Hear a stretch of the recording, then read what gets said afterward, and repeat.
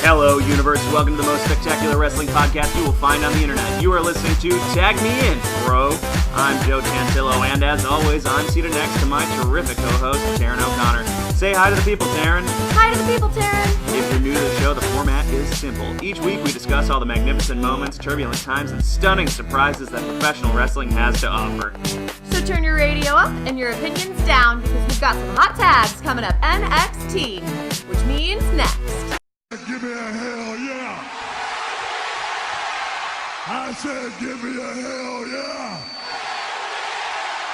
What's up, Tag Me In Bro universe? Happy Wednesday. I hope everyone had such a relaxing and wonderful Labor Day weekend. I, for one, was at the beach. I played sports. And you know what I realized? I haven't played sports in a really long time. And you know what that does? It makes your whole body impossibly sore. And then you can't do anything for days after.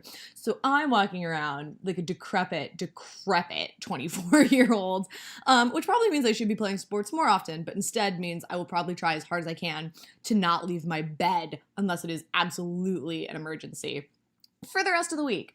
So that is what Labor Day means to me. But I hope you guys had great holidays. It's crazy that it's the end of the summer already, but as with the end of the summer, means we've got some exciting wrestling things coming up, some exciting pay-per-views, looking at Hell in a Cell, the Super Showdown, which I'm still a little confused about, but it's fine, and Evolution, all leading up to Survivor Series, a big four, and one of my favorite pay-per-views. And we're here to talk with you guys about SmackDown Live.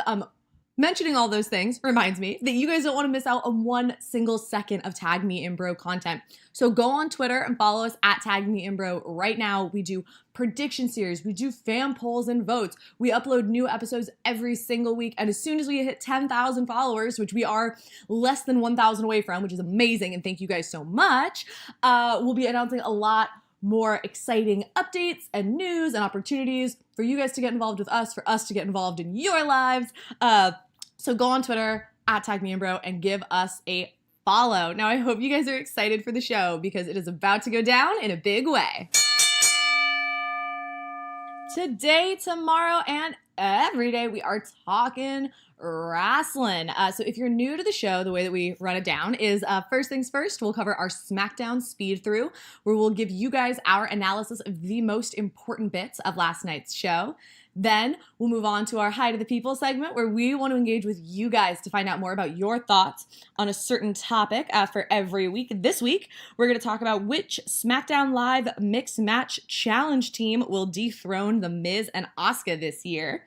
Then we'll go to our main event, where we will be discussing the question on everyone's mind this week, and then we will close out the show with our stars of the night.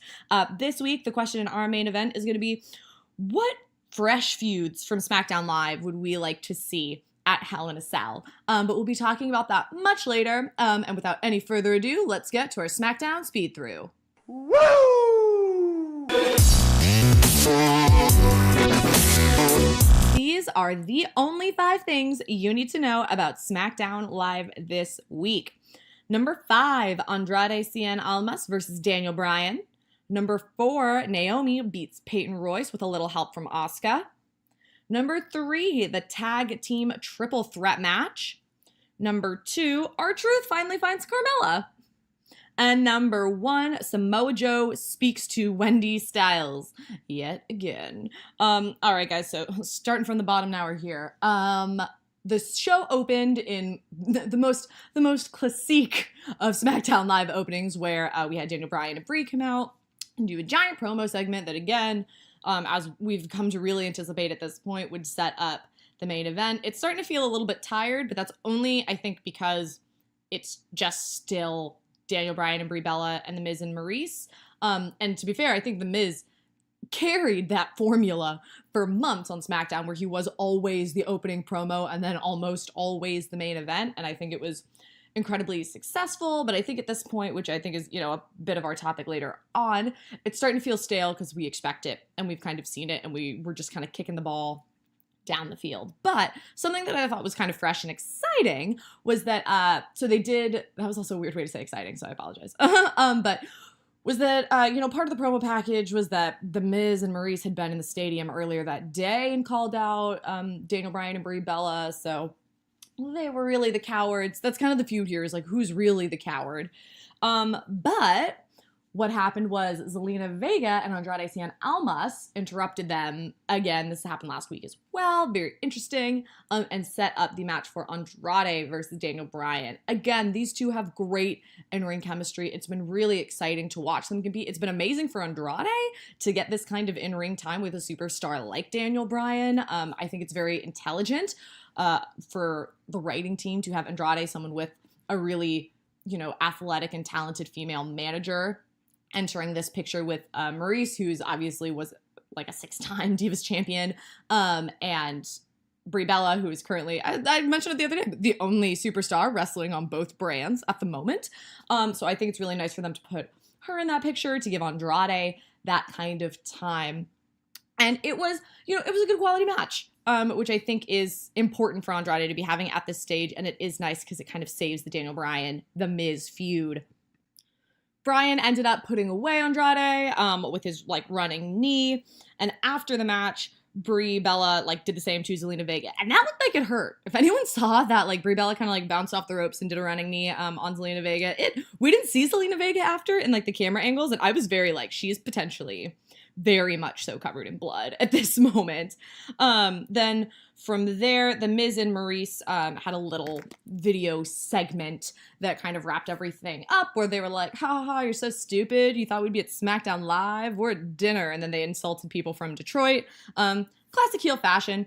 It was good. It was something that we're moving forward. It felt like par for the course. Not particularly exciting, but always worth a mention, because it feels like it really is one of the biggest feuds and the most, one of the feuds we've put the most investment into on SmackDown Live. Moving on to number 4, something that continues to be a series of the shortest matches in history. Naomi finally one-upped Peyton Royce. So for the past couple of weeks, we've seen Naomi battle it out with the Iconics. The Iconics are fire on the mic. They're great. I think they, to me, have a lot of, it sounds weird to say updated Bella characteristics, but I think they are the Bellas for a new generation, which is really cool. I think their entrance is incredibly strong. I think their personalities are very defined and on point. I think the gimmick is strong. I think they work on the mic incredibly well. I think even from NXT, they've always put Peyton as really the wrestler of the two. So getting to see her go up against Naomi was great. Peyton's a great heel. I think she works in ring as a heel very, very well. Naomi's an incredible babyface. I love Naomi. I think she's the most athletic woman, or one of the most athletic women on the SmackDown roster for sure, and doesn't get enough credit for it. But we finally got to see her one up Peyton Royce. She lost last week, so this was a nice thing to see. Immediately cut short by Billie Kay coming in the ring, beating up Naomi. Peyton and Billie really double teaming her, only to be saved by Asuka. Amazing. So Asuka's music hit. She comes down. She looks incredible right now. Just as a side note, rock on girl. She looks great. Comes down, helps save her friend Naomi. And I thought that was a great moment, because I won't lie, when they started to double team Naomi, I kind of turned to Tommy and was like, who do they have though? Because obviously we've turned Becky Lynch. Have we turned her heel, or have we turned her disillusioned teenager, which kind of feels like the personality that she has right now. She's not a heel, she kind of doesn't care anymore, and that kind of makes her angry. So we've turned Becky Lynch. Charlotte is kind of in a dubious spot with the audience. It's clear that she is a babyface, but obviously wrapped up in her own thing. And I really was what other babyfaces do we still have in the women's division on SmackDown? Yay, it's Asuka. Also, Asuka, what an incredible competitor to have literally been sitting in the back this entire time. So she came out, helped save Naomi, stood tall at the end. We'll see where it goes from there, but I think the addition of Asuka really gives me hope that it will develop and be a more interesting feud. I don't know what it will lead to. Just a tag match? Are we finally starting to set up for what feels like it could be a women's tag tournament for these potential new belts that I forever am hopeful for? Unclear, but it does give me hope that we've re-entered Asuka into this picture. And speaking of tag belts, it brings us to our number 3 moment from SmackDown Live this week, which was the tag team triple threat match. We had Team Rusev Day, which is Rusev and Aiden English, plus the Usos, plus Sanity, all battling to move forward in this kind of now constant tag team tournament for the number one contendership for the SmackDown Tag Team Championships. Champions obviously being the New Day. This was all to move forward for the opportunity to face the New Day at Hell in a Cell. This was a great match. There's a lot of talent in the SmackDown Tag Team division, so I am thrilled that we're focusing on that in the wrestling portion of the show. SmackDown used to really be the wrestling show, and I feel like we haven't seen that a lot lately because in their attempt to keep matches fresh, I think we're just seeing a lot of promos. We saw that up through SummerSlam, but it was never really that way on SmackDown. That's always been more of a raw like theme and gimmick. SmackDown was always where we actually got to see wrestling. And with our tag teams, it's amazing that we got to see this and that we're getting to see this. A couple, but not to be like just bummers, but like a couple bummers. I wish Sanity was more heavily utilized. I wish that we feared them. Their entrance to the main roster has just been, as per, like a bit bungled, which we've kind of come to expect with NXT stars recently. But they just kind of felt like they were there. Like they were there to just take some bumps and put some people over. In doing so, though, I do think that it was exciting that they had the Rusev team, that they had Rusev Day beat out the Usos. I think, I love the Usos. I always want to see the Usos in the tag picture, but I think recently we've come to a point where SmackDown has appeared, and again, I know we're kind of fresh off of SummerSlam, where that is kind of a more inevitable convention, but where we've seen bigger stars, shall we say, or more over stars just put into championship matches because it will sell tickets. It will be exciting, even if it's potentially not the best way to develop new teams or to further feuds for the brand. And so I'm certainly going in, I was like, I'll love it if it's the Usos because I love an Uso New Day match, but we've seen it before. We kind of know what it will consist of. Did it feel fresh or exciting? Unsure. So to get to see Rusev Day go over, felt great for Rusev, whose career has been in complete free fall over the last couple months. I think it's a nice development for that Rusev Aiden English feud that I hope they pull the trigger on literally immediately, because I live in that fear. I live in the fear of us waiting way too long. But I do hope they pull the trigger on it soon. But I would love to see them eventually go up and face the New Day. And it moves us forward into kind of that next sphere where next week Rusev Day will be facing the Bar to see who will face the New Day. Again, I really hope it's Rusev Day. I think that is a fresh feud, a fresh kick into Hell in a Cell, and it would be really nice because the Bar are so many time champions, all the time champions. And it's not that I don't want to see them working, because obviously I do think that they're both incredible competitors, but it would be nice for Rusev. I'm Team Rusev, so I'd like to see it happen. Moving on to our number 2 moment from SmackDown Live. How it doesn't say great things or terrible, terrible things, but this is our second moment, is R-Truth finally found Carmella. For the past few weeks, we've seen R-Truth wander around asking about Carmella because he thinks Carmella's talking shit about him, and he's like, I want to face Carmella for the SmackDown Women's Championship, which has been honestly a hilarious bit. R-Truth is very funny. It's been an awesome backstage bit. He's been walking around with Ty Dillinger, which it's just a little sad because somehow the only person we now then have not seen live in ring is Ty Dillinger. Maybe he only exists backstage. Maybe he's a figment of our imagination, but we've seen R-Truth get to walk around and evaluate this. So this all dials back to The Miz and Maurice not being at SmackDown and then showing up at SmackDown. So they have a backstage promo where Paige basically says, you're going to be in a match tonight. If you're not going to be in a match, don't bother coming back. So The Miz is like, oh God, I got to find somebody to have a match with. And as that backstage world continues, R-Truth runs into Maurice and he's like, are you Carmella? Hilarious. Very funny. A whole great bit. Maurice is like, you're confusing me for that Staten Island trash. The Miz comes over and he's just like, don't talk to my wife ever again. Very well played, excellent characters. And basically, the Miz insults R-Truth. They end up dialing up for a match together. R-Truth actually finds Carmella and is basically be in my corner for this match. And she's like, ew, no, why? And he's like, Maurice called you Staten Island trash. So they end up teaming together in what appears to be a shockingly fun team. They are also going to be a team for the Mixed Match Challenge, which, you know, if this is any indication of what's to come, I'm there for it. I'm on board. I'm excited. I love the Mixed Match Challenge. I think it'll be a great time. So they then have a match later in the night. It's the main event, and R-Truth kind of, you know, he's talking to Ty Dillinger, and Ty's like, what are you doing? How did you get involved in this? And R-Truth is like, let me teach you a little something. That's how you end up in the main event of SmackDown Live.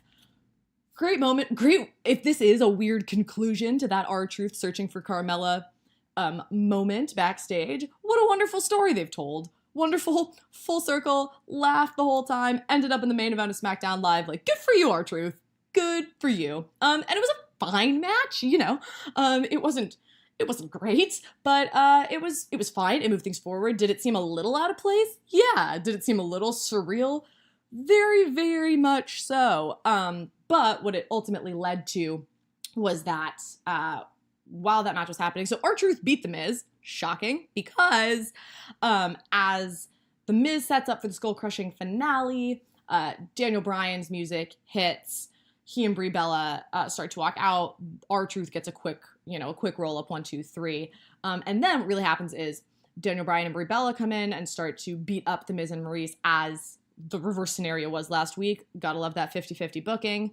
And then, as it looks like they're really going to take him to town, Zelina Vega and Andrade get involved. I almost called them the Bellas. Oops, sorry, Daniel. But Daniel Bryan and Brie Bella put Andrade and Zelina Vega into the Yes Lock and kind of hold them there forever. They tap out many times, and it does not change anything, and stare down The Miz and Maurice. And that's the kind of conclusion of SmackDown Live. Again, an interesting holding pattern for Andrade and Zelina to basically be there so that we don't already know who may win in the Hell in a Cell match against Daniel Bryan and The Miz with their ladies. On that, should have been our number one moment, but was not, because the thing that cannot be denied in all of SmackDown Live is what it truly keeps me going every single week is the Samoa Joe promo, the Samoa Joe promos. This week, our number one moment, Samoa Joe speaks to Wendy Styles yet again. If I am not, and I'm not, but if you are not also terrified every time you hear, oh, Wendy, come out of Samoa Joe's mouth, something is wrong. The little child inside of you is dead, because it is terrifying. It is so scary. But we had Samoa Joe come out and address Wendy Styles again. Samoa Joe's promos have this incredible, Hellfire Reverend feel to them, and they are just incredible. I truly think his mic work is so incredible, especially for a heel, because I think for a heel, we expect a lot of it to be, I think an interesting blend of, cuttingly honest and mean. You're like, oh, I want you to be kind of half wrong and kind of mean, when they dish out just the you're a coward, you suck, and no one can beat me, but also cutting, there needs to be cuttingly real moments. I think what's great with Samoa Joe is the whole promo aspect feels like almost a separate character to the in-ring Samoa Joe that we see, that's the submission specialist, but they blend together so well. It's very theatrical, it's very storytelling based, which I totally love. And then he gets in the ring and it's very physical, it's no smoke and mirrors, it's no flips, it's a very strong and unique combination, I think, that really shows how good Samoa Joe is. That he comes out and talks about how he's I hate how much he mentions AJ Styles' daughter, but that's just, he's a great heel. It just makes me deeply uncomfortable.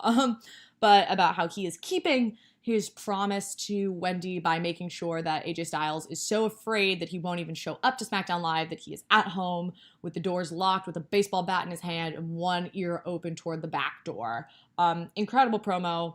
And then AJ Styles interrupts with a backstage video moment. I don't lie, I kind of wish we'd stop doing these. I wish we would just let the music hit and let people come out live. I know that in this particular situation, it is such that then there would be no reason to have a promo, because it's so intense and so passionate that they would probably just start throwing fists. But I still think we could work it in. I still think that live spectacle moment of the music hitting and someone coming out to interrupt is so much more powerful than us all staring at a Jumbotron. And I've noticed it for a couple different feuds, so I do wish we'd get back to just the music hit. But we had AJ Styles on the Jumbotron saying you don't scare me, and he was like, it's one thing to call out another man. It's a different thing entirely to call out another man's family. And you've called out my family. That's super personal. Again, all along the same lines that we've seen. AJ Styles did then come out. He goes after Samoa Joe. They end up in a wee bit of a brawl. Paige comes out with a bunch of like referees. Like they're in ref jackets, so I wouldn't call them security. But to pull back AJ, Paige, again, a great performer, a great general manager, is like, not tonight, not on my show. I need you to go backstage. She's like, remember the promise that you made to your wife and your kids. It was a great moment, I think. I still think that the passion and the intensity in this feud is what keeps it going. Like, and I think there's such an evident trust between the two competitors. Like at some point, you know, when they're kind of going around the ring, Samoa Joe just like straight up chucks AJ Styles into like what is like the ring post corner. It looks amazing. It looks so good. AJ Styles hits Samoa Joe with a forearm and he just comes flying out of nowhere. Like there is such a trust between them. You can tell that they've been working together for years. And I really think this is the feud that Samoa Joe's been waiting for. And that, to be honest, AJ has deserved. For a while now, we've seen AJ in some feuds that were like, all right, they were okay. I think this one really has that emotional depth and storytelling that allows us to see him not just as an incredible technical wrestler, but as an incredible storyteller. I think it really is continuing to develop the champion that he is. It cements him again as a babyface. I don't know. I really think it's some of the best work happening in the WWE right now, which is hard to say because we've seen so many surprises and exciting moments on Raw, that to really let this feud become what it is and develop the way that it has and be so emotional and physical and technical. It to me it starts to have those little vibes of Gargano Ciampa, and I love that. I think that's what makes a really, really successful feud. I think that's wrestling at its best. And for that reason, that is why it is our number one moment of SmackDown Live this week. So let us know what you guys thought about the episode. Reach out to us on social media at @TagMeAndBro. And speaking of social media, it's time to say hi to the people.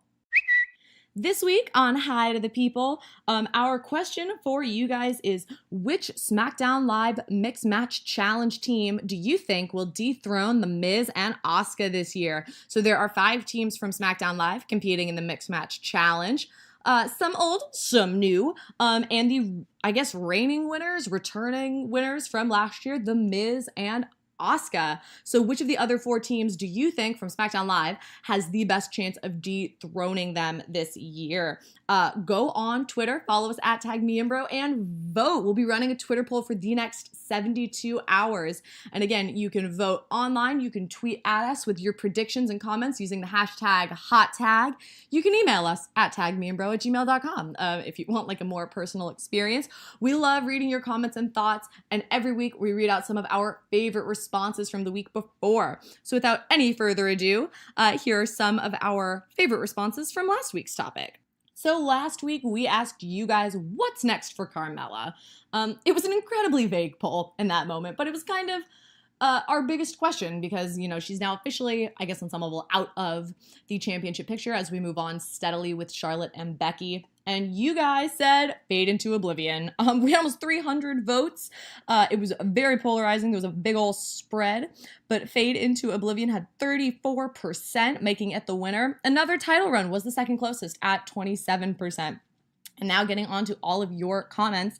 Nancy G at SoCal Zephyr said, I feel like Carmella has all the tools necessary to be an amazing heel. Many people said during her match with Charlotte, her ring skills had improved. I just say give it time. I think that's really fair. I think Carmella has developed so much as a heel that I don't think fading into oblivion is her only option anymore. There's definitely a time where I would have, without question, thought that. But I do think her personality will prove to find its place somewhere else on the roster. The Batterception podcast got back to us and said, initially I found her too obnoxious, but lately I've kind of come around. The last few matches she's been solid and she's fun to hate. I doubt she'll stay in the title picture, but I wouldn't mind if she did. To be honest, I kind of agree. I agree with I found her too obnoxious, but I think I've come around. I think that's part of the joy of Carmella as a heel is they've really let her develop. They've given her some time to develop. And I don't think they would have done that because let's be honest, it's really easy to hate her just because she was terrible. It was fun to hate her. It made her, I think on some level, an even stronger heel because you were like, you literally can't do anything. I just need you to leave. And yet she continued to win. I think that's really strong heat development. But I think that the fact that they've given her such time to develop means that they do have, again, bigger and better plans for her. The last couple that we'll go to is Simba DA Prodigy, who said, another title reign. She's dope. So that's one giant Carmella fan. Sarah Wynn at Sarwin said, I really like Carmella, but I think the division is too crowded. Oblivion it is. I do think that, I hate to say the division's too crowded just because I think there's always a better opportunity. I think we could always be doing more to give women more of a spotlight in women's wrestling, especially on Raw and SmackDown. But I understand what you mean in that I think people have to take turns right now. And I think that Carmella's kind of had her turn for the moment. Like the fact that we've kind of seen her exit and Asuka finally return does show that maybe a little bit of time off that podium will do her some good, which I think is great. And then lastly, which I just thought was a really interesting one, Kyle DeWitt, at Kyle DeWitt, said Raw Women's Division. And I think really interesting. We've seen that happen with heels in the past, get traded once they've kind of exited that title picture as a way to keep them strong and give them some fresh talent. And I think it would be really interesting to potentially see Carmella on the Raw Women's Division in a little bit. Personally, I think they'll keep her on SmackDown just because of the way the brands are built, but it would be surprising, and it would certainly be a fresh mix-up for the Raw Women's Heel Division. All right, so that's been our results from last week. Go online, tweet at us, give us your comments, and let us know what you think about this year's Mixed Match Challenge teams and who from SmackDown Live you think will be the best team this year. And now it's time for our main event.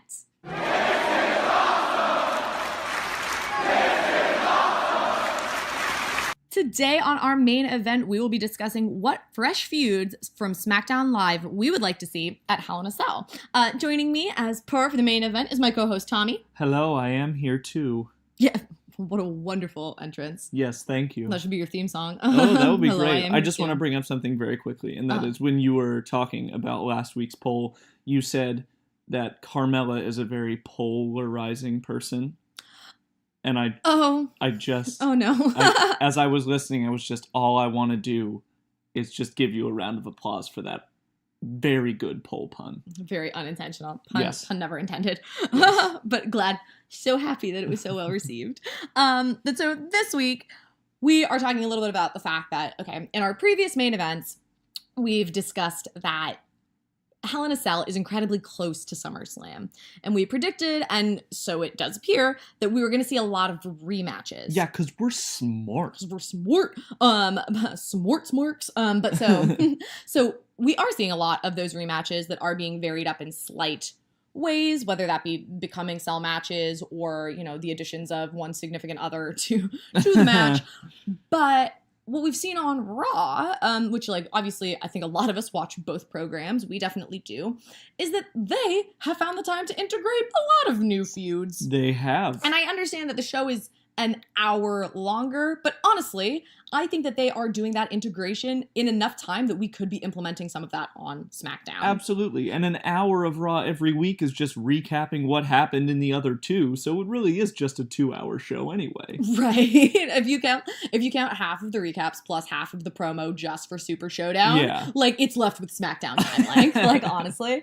But so, in that, I think that we've looked at it and said, you know, originally it felt like maybe there wasn't enough TV time. I think we've both been like, yeah, there kind of does feel like 3 weeks did feel like enough TV time. Currently, like, as we're seeing, it's been enough for the tag team titles to both A, have new champions, and a whole tournament for new number one contenders. Absolutely. So looking at that, I think we've seen some potentially, you know, whether it be neglected superstars or neglected champions. And we're going to talk a little bit about what we would like to see that we think might freshen up the card on the SmackDown Live side of things for Hell in a Cell. Yeah, so obviously the easiest thing to talk about is Shinsuke Nakamura. Who? Yeah, exactly. Where is he? Is he still United States champion? I literally had to think about it for a little bit. I was like, oh, that's weird that Randy Orton and Jeff Hardy aren't fighting over the United States championship at Hell in a Cell. So obviously there is an opening to do so.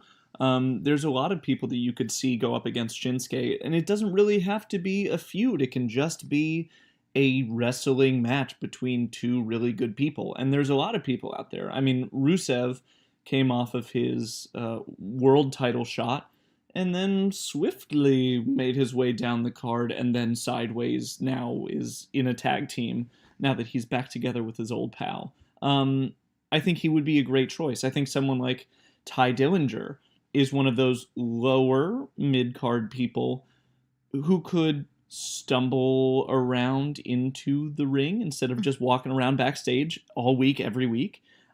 Maybe even R-Truth, who beat The Miz this week in what is truly one of the most flabbergasting things that I have seen on SmackDown in a long time. The United States Championship is the kind of belt that makes a superstar. The World Championship is one that is made by the person who holds it. And I think the best champions of those sorts of belts make the championships greater, but they can give someone legitimacy. And I think someone like, can't believe, R-Truth could be remade if he went up against Shinsuke. And obviously it's got to be a face. So those were the first three people that I thought of. But these could be some interesting, just kind of quick 5-minute pre-show kind of matches.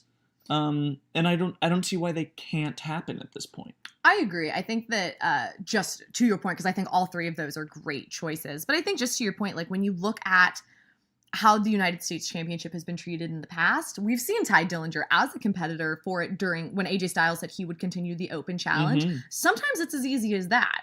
It's as easy as saying, like, if you want the belt, fight me, and having someone's music hit. You know, that is a simple, classic. You know, it's nothing new, but it still keeps things exciting. It gives the crowd the feeling that they've had a surprise. They've had something they weren't expecting. And it's enough to say, I want to be the champion. That should be enough for every superstar. Because at the end of the day, we're not just here, like, to throw punches. You know, this isn't just a weird Fight Club. Like, we're on a wrestling show where, like, in kayfabe, the belt defines you and the belt can make you important. And from there, you develop outside of it feuds, you know, feuds related to other things and to emotions and to past relationships. Yeah, absolutely. Yeah. But in that moment, for someone like Ty Dillinger, it could be enough to just say, I have fought for this belt before and I'd like to fight for it again. Definitely. I mean, when it comes down to it, the belt is the thing that people fight for. And we have no feuds in the tag team division.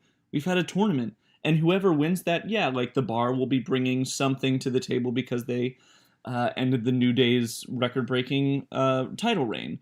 But if Rusev Day wins, they don't have a feud with the New Day, but they don't need one. They really don't. I mean, it's nice to have that emotional connection, and you always want to be rooting for the face team, because you want them to win because of this dastardly heel and what he or she has done.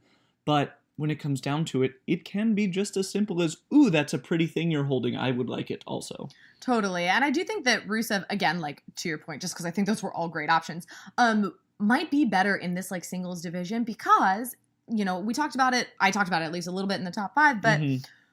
And it's not like we are at a loss for tag teams in the division. And so I think Rusev, who does work so well as a standalone, you know, as a singles star, as a singles competitor, would be so great in this kind of title feud. And then maybe somebody like Sanity, if I were to put my money on someone, would have the opportunity to establish themselves in that division, in the division that is their home, or at least that's what they're building as their home right now. Absolutely. Which allows us to further develop multiple superstars, which I think overall keeps the whole show feeling fresher. Yeah, I mean, and that's kind of the entire point of wrestling, if you're booking, is to get everyone over as a really good guy or a really bad guy.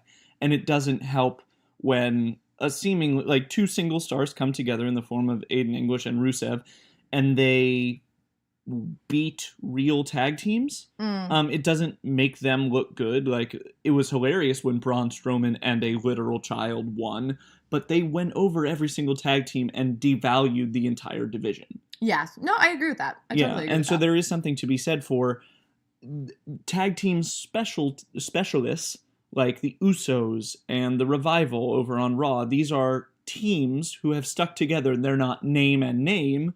They are team. And that is a really good way for you to know, okay, these are people who know how to do tag team wrestling, and it is different. If you want to get them over in that context, that is the best way to do it. I totally agree. I also think that, the last one that you had, just to cap it up before I move on to a slightly different feud, but was R-Truth. And I think just going back to the point of it doesn't take a lot of TVT time, but TV time to set up a new feud is R-Truth beat The Miz this week. He did. In kayfabe standing, that should be enough to go up against almost anyone but AJ Styles. Absolutely. Like, without question. Yeah. And it just shows that was, 2 backstage segments and a match? Yeah. 2 backstage segments and a match on one episode of SmackDown Live gives someone enough clout to challenge for a championship. Absolutely. And even the commentary team was just over and over again. Tom Phillips was like, R-Truth is in the main event of SmackDown Live. And we don't think about it as a super prestigious thing because it's always AJ Styles, Samoa Joe, Daniel Bryan, or The Miz, who's always in the main event. They open the show, they close the show, and it's just like standard because they are the main event people. But yeah, R-Truth was in the main event of SmackDown Live. When's the last time that happened? Arguably never.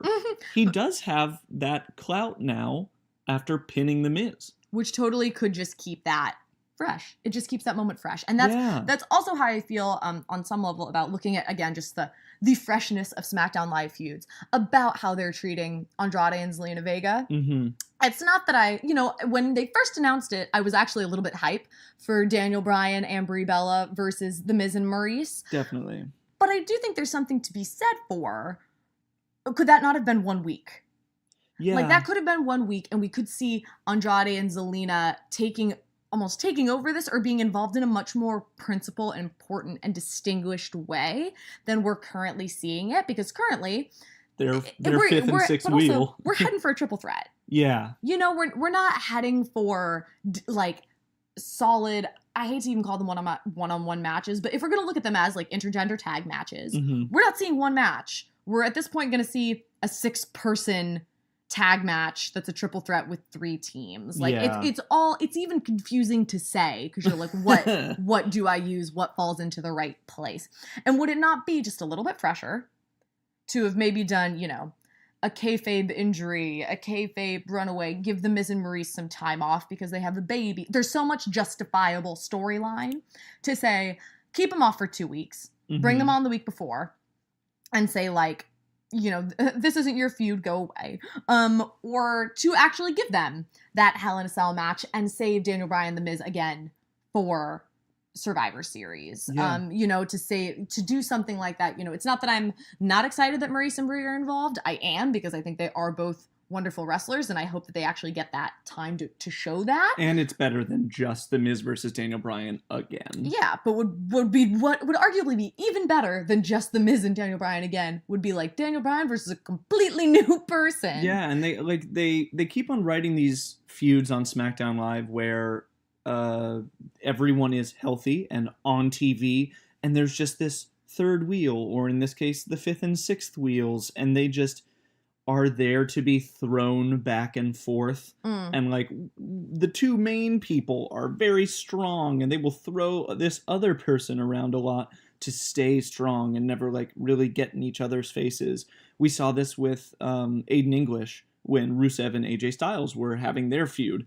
They kind of just chucked Aiden English around and avoided each other to stay strong. And that it doesn't create a feud between them. It creates this weird 3-way feud, and then only 2 of them fight. It's almost like it's the human equivalent of a DQ. Yeah. Or a no contest. It's like, absolutely. It's like they heard us being like, we hate 50-50 booking. So they were like, okay, what if we do like literally irrelevant booking by giving you a third person that you can always beat so no one ever looks weak, but no one ever has to win. Absolutely. If R-Truth can beat The Miz with a roll-up and win, he has, like, in comparison to Andrade Cien Almas and Zelina Vega, has 0 upside. Yeah.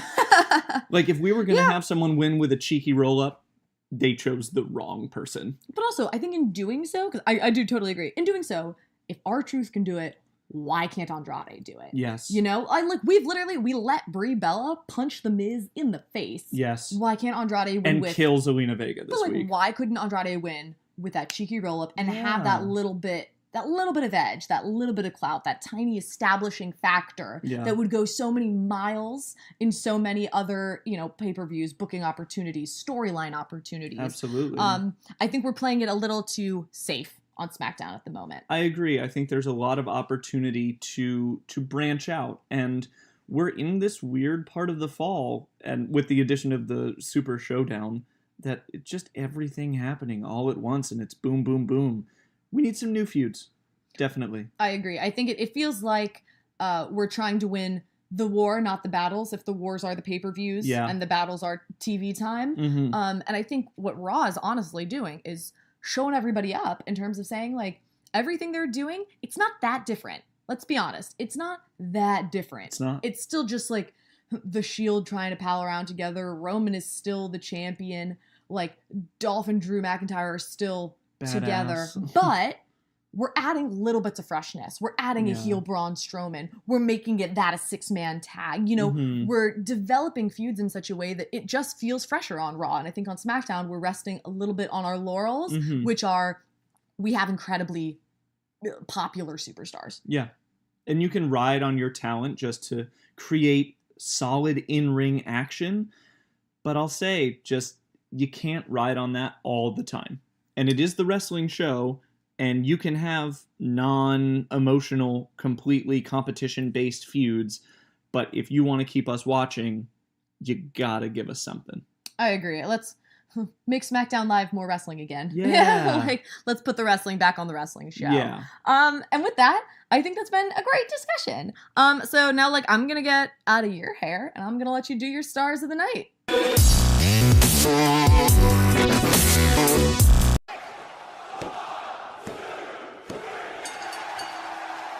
Our number 3 star of the night is The Miz. The Miz wasn't even on SmackDown Live other than that pre-recorded bit until much later in the show. He's kind of in 2 feuds, one with Daniel Bryan and now one with R-Truth, and he is untouchable. He lifts his hand into the air, the crowd boos him like no other. He has the ire of the WWE Universe, of us, of everyone, and he is our number 3 star of the night. Number 2, R-Truth. R-Truth is probably the funniest thing on SmackDown Live right now, in a show that is very intense and very wrestling and very ooh. R-Truth is hilarious. For the last month or so, he's been looking for Carmella, and today he finally found her, and now she's kind of managing him?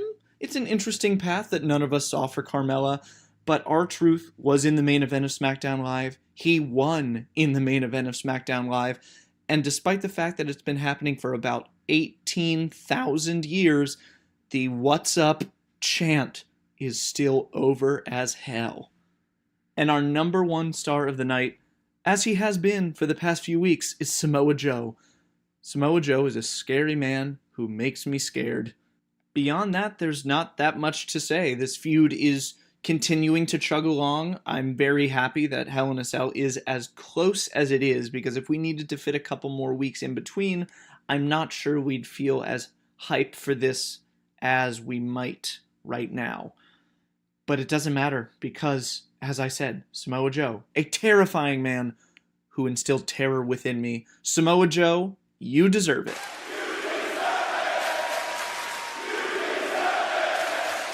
That'll do it for us here at Tag Me In Bro. Be sure to follow us on Twitter at TagMeInBro. We're chugging along to that 10K. Lots of surprises in store for you. Wherever you listen to this podcast, be sure to spot us a review. 5 stars only. If you are giving us 4 stars, don't do it. 5 stars. Thank you. And we'll see you same time, same place next week for another review of SmackDown Live. I've been Tommy. She was Taryn. Goodbye, universe.